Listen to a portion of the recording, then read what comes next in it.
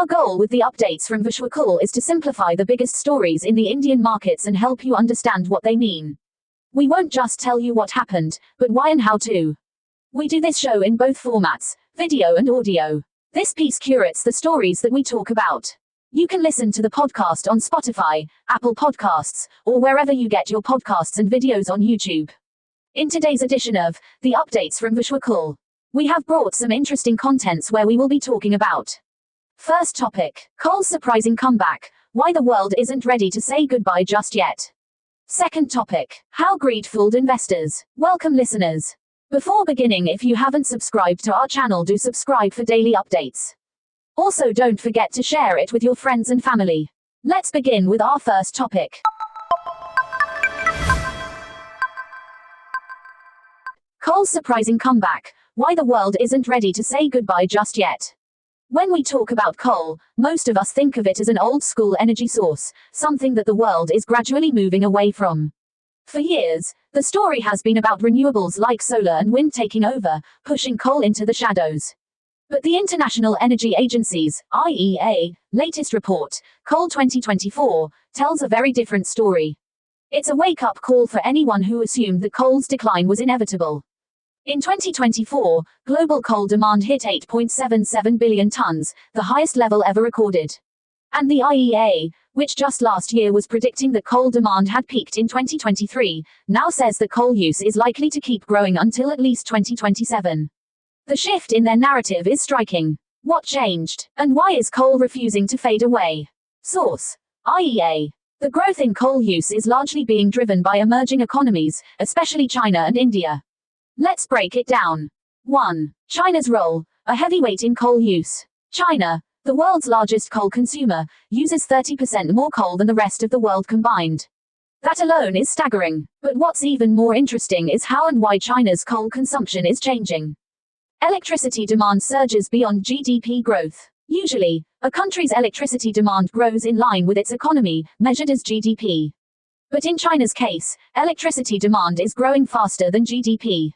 Why? New industries like artificial intelligence, AI, data centers, and electric vehicle, EV, manufacturing are guzzling electricity at unprecedented rates. Even renewable energy production in China relies heavily on coal-powered grids for stability. Source: IEA. Lower quality coal means higher consumption. China has ramped up coal production to avoid energy shortages, but the quality of coal being mined has gone down. Think of it like making coffee with weaker beans, you need more to get the same strength. This means China is burning more coal just to generate the same amount of energy, driving up both consumption and emissions. 2. India's balancing act. India's coal demand grew by 8% in 2024, making it one of the fastest growing coal markets. But here's where things get interesting. India is also pursuing one of the world's most ambitious renewable energy programs. Renewables and coal, hedging bets. India aims to install 500 gigawatts of renewable energy capacity by 2030, a target that would place it among the global leaders in clean energy. At the same time, India is building 50 gigawatts of new coal power plants. It's like they're preparing for two very different futures, one powered by renewables and the other by coal. Source: Ember Energy. Improving coal logistics. One of India's biggest challenges is that coal mines are concentrated in a few areas, but demand is spread across the country. To solve this, they're expanding coal transport by rail from 64% to 75% by 2030, with 38 priority rail projects in the works. This will make coal transportation faster, cheaper, and more reliable. Source: IEA. Battery storage, the game changer. On the renewable side, India is betting big on battery storage. The cost of batteries has dropped from $450 per kilowatt-hour in 2021 to just $200 per kilowatt-hour today, making it more affordable to store renewable energy for later use. India has already tendered 16 gigawatt-hours of grid-scale battery projects, and some are already operational. This could help manage the ups and downs of renewable energy, reducing reliance on coal in the long run. Global trends, a complex picture. 1. Coal's pivot to Asia.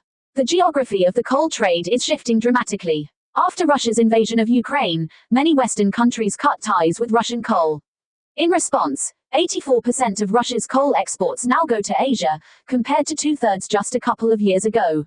But this pivot isn't seamless. Russia is struggling with infrastructure bottlenecks, as it's not easy to suddenly reroute massive coal shipments from Europe to Asia.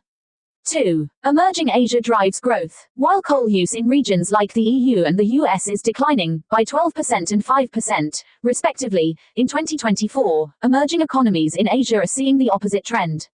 ASEAN countries like Indonesia and Vietnam could see coal demand grow by 5% annually through 2027, driven by rising energy needs and limited alternatives.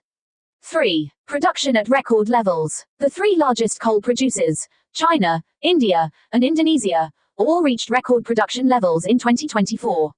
Indonesia, in particular, has become a major player, expected to export nearly 500 million tons of coal this year, a feat no country has achieved before. What does the future look like? The IEA predicts that global coal demand will plateau at 8.87 billion tons by 2027, but there's a big wildcard: weather in China. Extreme weather events like heatwaves or cold spells could swing coal demand by up to 282 million tons in a single year. That's equivalent to the entire annual coal consumption of major countries like Germany and South Korea combined. The messy reality of energy transitions. The big takeaway here is that the shift to clean energy isn't as straightforward as many hoped. While OECD countries, like those in North America and Europe, have halved their coal consumption since its peak, emerging economies face tougher choices. They need to balance economic growth, energy security, and environmental concerns, and that's no easy task. China, for example, is building 220 gigawatts of new coal-fired power plants, even as it leads the world in renewable energy deployment. India is doubling down on both coal and renewables at the same time. These are contradictions, but they also reflect the complexity of real-world energy transitions. Source: IEA. In short, coal isn't disappearing anytime soon. Its role in the global energy mix is evolving, and shaped by economic realities, technological progress, and political decisions. And while the path to cleaner energy is still the goal, it's clear that the journey will be anything but smooth. Now is the time for our second topic: how greed fooled investors. Today, we're diving into one of the boldest market manipulation cases of 2024, the Bharat Global Developers saga. Let's break it down. Picture this. A little-known company, trading at just 16 rupees in November 2023, suddenly skyrockets to 1,700 rupees in less than a year. That's a jaw-dropping 105x jump. But here's where things get really interesting. First, a bit of context. The company started as Perfect Weavers Private Limited back in 1992 and went through several name changes before becoming Bharat Global Developers. Then, in December 2023, something unusual happened. The entire management team was replaced. On December 4th, the auditor, who'd been with the company since 2011, the director, and the CFO all stepped down on the same day. Immediately after, 5 new directors were brought in. What happened next was like a playbook on market manipulation. The company made 2 major preferential allotments of shares. The first, in April 2024, involved 9.72 crore shares issued at just 10 rupees each to 31 people. Then, in August, they issued another 35 lakh shares at 210 rupees each to 10 more people.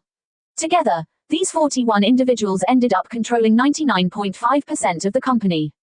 Here's the kicker. While the number of public shareholders in the company jumped from 10,129 in September 2024 to 44,976 by December, nearly all the shares were still held by those 41 people. In a listed company, that's a shocking level of control.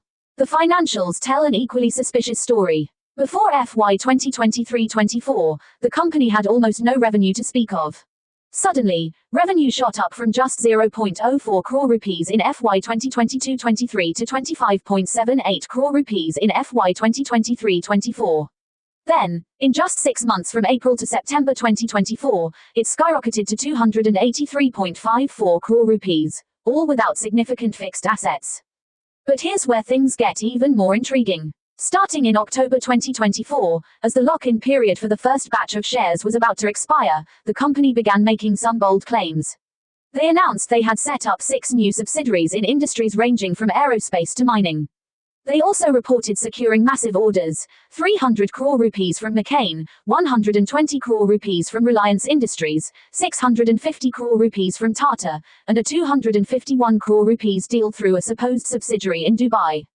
When SEBI investigated, they found most of these announcements were completely fabricated. Many of the companies BGDL claimed to have deals with either didn't exist or outright denied any such agreements. For instance, while BGDL claimed they were building a high-tech refinery unit for Reliance Industries, Reliance clarified they'd only purchased some basic construction materials worth about 155 crore rupees. The most shocking part, 13 of these preferential shareholders used the manipulated stock prices to sell about 21.17 lakh shares, raking in profits of around 272 crore rupees. One individual, Mahadev Manubhai Makwana, made over 70 crore rupees alone. What makes Makwana's involvement even more interesting is that he was also an authorized signatory for 2 of the company's bank accounts. Now, let's talk about SEBI's response. On December 23, they issued a sweeping order. Trading in the stock has been suspended indefinitely. The company, its management, and the 13 shareholders who sold shares have been barred from accessing the capital markets. Their bank accounts have been frozen, and the 272 crore rupees in illegal profits have been seized. SEBI has also given all 47 people involved just 15 working days to provide a full inventory of their assets. This includes everything: properties, mutual funds, and details of any companies where they hold significant or controlling interests. And here's one of the most cunning moves in the entire scheme: the bonus issue and stock split. BGDL announced an 18-for-1 bonus issue, where shareholders would receive 18 shares for every one they held, with a record date set for December 26, 2024. At first glance, it looked like an incredibly generous offer. But in reality, it was nothing more than a carefully crafted strategy to draw in more retail investors. By dangling the promise of free shares, the company aimed to drive up trading activity and inflate its shareholder count, all while insiders prepared to cash out. SEBI's timely intervention prevented this from becoming an even bigger disaster for unsuspecting investors. This case is a stark reminder of why doing your due diligence is so important. When a company with almost no business suddenly claims massive orders and its stock price jumps 105 times in a year, that's not just a red flag, it's an entire parade of them. Highlights on what's going around. First, Indigo, India's largest airline with 427 aircraft, is wet leasing 6 Boeing 787 planes to address surging international travel demand. This follows its April order of 30 Airbus A350 aircraft, with deliveries starting in 2027. Second, the Cotton Association of India, CAI, has requested 500 crore rupees in the 2025-26 budget to promote drip irrigation. This initiative aims to boost yields in rain-fed regions, which contribute 67% of India's cotton production but face water scarcity. Third, prepaid wallets saw a 20.4% decline in 2024, dropping from 144 crore in January to 114 crore in November, with a 16.7% YoY fall. Regulatory action led to a 42% decline in Paytm Payments Bank wallets, while Airtel Payments Bank saw a 48.5% YoY drop. Thank you for watching. Do share this with your friends, and make them as smart as you are. Join the discussion on today's edition here.